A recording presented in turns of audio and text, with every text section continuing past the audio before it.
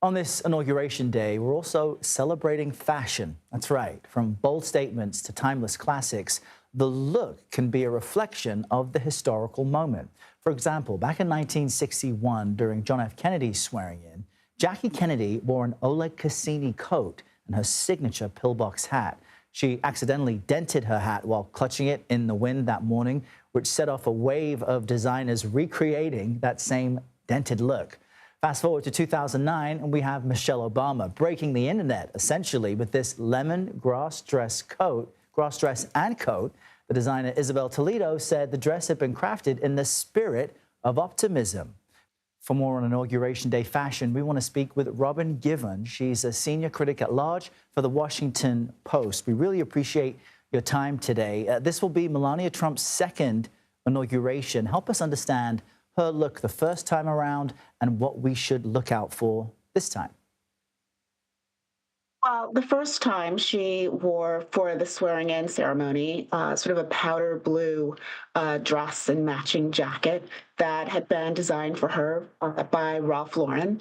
And, I think it's significant that this was the designer of that ensemble because Ralph Lauren is really, the closest thing that I think, the country has to sort of a national designer. He's someone who really sort of captures the idea of the American dream, the American essence in his fashion and his branding.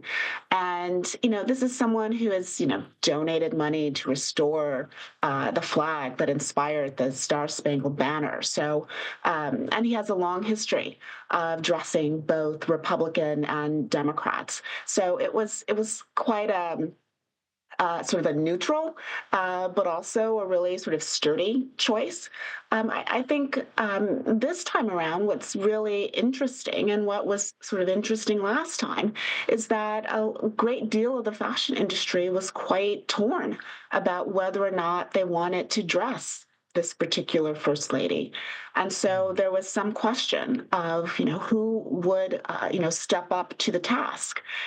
For her inaugural gown, she turned to the French-born Hervé Pierre, who had recently become an American citizen and had worked in different American design houses.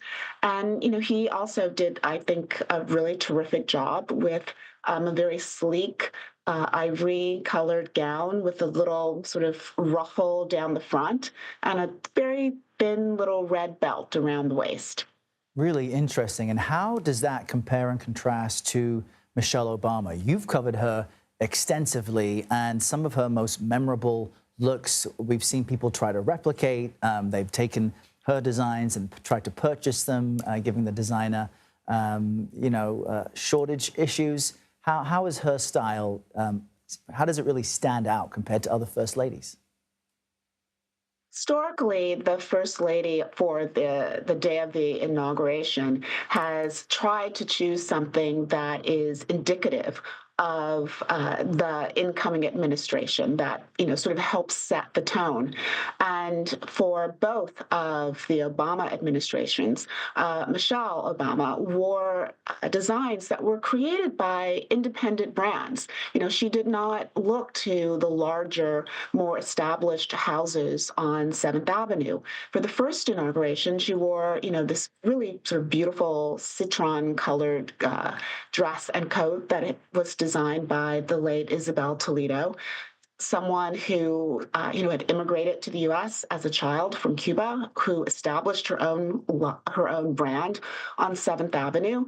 And then for the second swearing-in ceremony, she wore Tom Brown, again, another independent designer from 7th Avenue.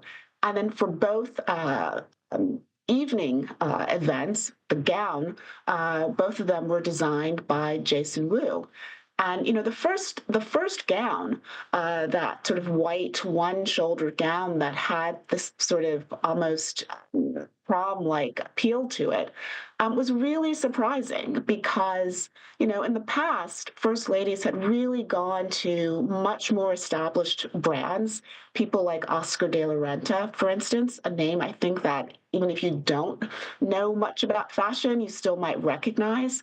And Jason Wu was, very young, a very young brand, And it was really quite surprising that she would, entrust such a significant gown, a gown that was destined for the Smithsonian museums, in his hands.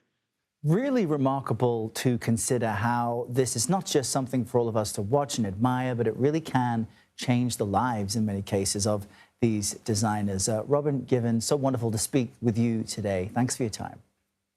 Thank you.